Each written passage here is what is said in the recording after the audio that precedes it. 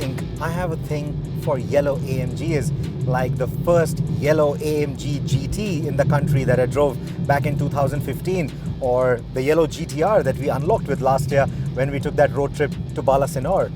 Those coupes look stunning in yellow. In fact, I would have a yellow AMG GTR over the green one in a heartbeat.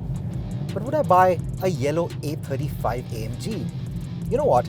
Maybe I would, because I don't mind turning up to work wearing a pair of socks or a necktie that has the Tweety Bird and the rest of the Looney Tunes on it. But if you still have to report to an office space, and if going to work in grayscale is your thing, maybe the yellow A35 isn't the car for you. In fact, the A35 AMG may not be the car for you.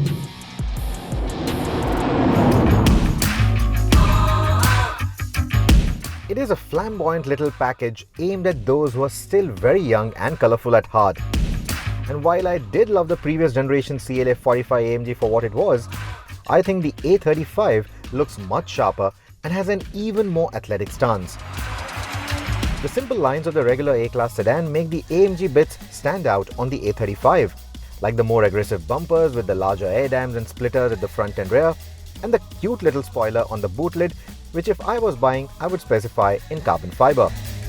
Of course, one can buy some of these things as accessories on a regular A-Class sedan too. And then there are those jokes that people might make about these aerodynamic bits if you never really take your car to the racetrack. But the sound coming out of the A35's twin, fully functional tailpipes should put such concerns to rest. Now, you may or may not want a flashy color on a car like this, but you certainly want the oral drama when you drive a car that wears the AMG badge.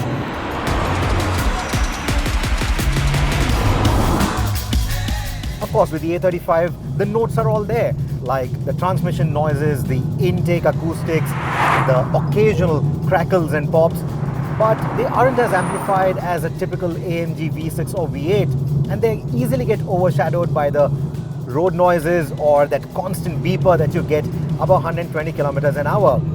Yes, even in an AMG, there's no way to turn it off. Motivation for all of that comes from an inline 2-litre 4-cylinder turbo petrol engine.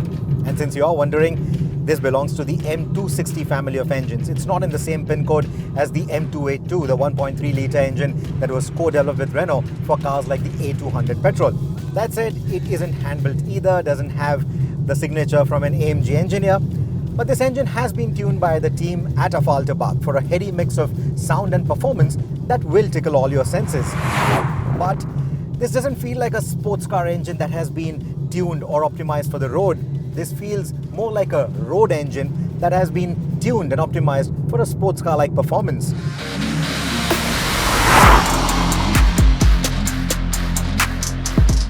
The engine is mated to a 7-speed dual-clutch transmission and redlines around the 6,500 RPM mark, which is very similar to its A200 counterpart. But it will make rapid progress if you rev that high through the gears.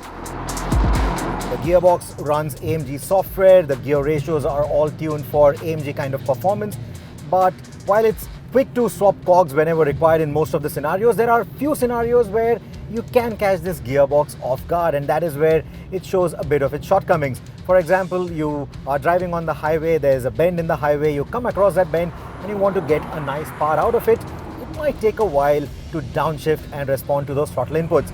Same way at highway speeds, pulling overtakes sometimes catches the gearbox off guard, and it might take a little while to respond to your throttle inputs. Otherwise, it responds quite quickly to path throttle inputs, and around twisties, it does its job quite well. But all said and done, there's nothing that a manual override with the paddle shifters can't solve. Take manual control and this gearbox becomes all the more obedient. Shift to Sport Plus mode and it becomes all the more enjoyable as well. When you get the chance, you can go from a standstill to 100 kilometers an hour in 4.8 seconds claimed or 4.9 seconds tested. So if you think about it, under 75 lakh rupees, this could be the only car that gives you a 0 to 100 in under 5 seconds. You could also get yourself something like the Akrapovic slip-on titanium system, which might drop these times further, give you a bit of a performance boost in that mid-range between 4,000 to 5,000 RPM. It will also drop the weight by a few, but more importantly, it will make this car sound a whole lot better. It will make that powertrain sound a whole lot better, and metallic, of course. And because this is a slip-on system, it may not even affect your warranty. But check with your dealer on that. Speaking of which, Mercedes-Benz India is offering the same 8-year warranty on the engine and the gearbox as the standard A-Class limousine.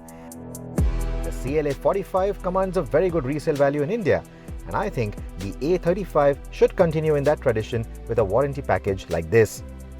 Don't think of the A35 to be a standard A-Class sedan with a quicker engine and software though. The blokes at AMG have made tons of changes to the chassis elements as well. The subframe and the steering are solid mounted, the engine mounting is altered and made stiffer, the suspension components like the springs and the anti-roll bars are AMG spec for touter body control, and to that effect, they also come with adaptive dampers. The tires are wider for better grip, the brakes are larger with 4-piston calipers for better stopping power. The steering has a different ratio too, to give you a better sense of feedback and control. And while the stiffness of the chassis or the suspension setup might make this car skip and track over the imperfections in the road, it will make you grin widely around winding roads like these. The sum of all these enhancements in the engine department, the chassis department, it far outweighs the kind of money that you will pay over and above a regular A200 for a car like the A35. In fact, people pay a lot more premium getting their Octavias and Beamers tuned, and still they don't get this kind of performance, this kind of reliability, this kind of handling out of those tuned cars. So in terms of the value aspect, the A35 hits the nail on the head. The other difference is the 4MATIC. Unlike the front-wheel driven A-Class, the A35 has a front-engine all-wheel drive configuration, which means that even if you are a bit over-enthusiastic on tighter switchbacks, there is no over or understeer, and you will usually make a dignified and quick corner exit. Around the faster sweeping turns or the wide corners of a racetrack, you will be able to put power down cleanly and get excellent pace around the track despite what the specs might suggest. What I'm trying to say is that the A35 feels very well-mannered. It feels more docile compared to the hooligans that we typically expect from the class of AMG. But those bad boys are going to set you back by a lot more money. In fact, the A35 is a very good starting point in the AMG scheme of things, so to speak, especially if you want something that's a bit more practical compared to something like a C43 Coupe.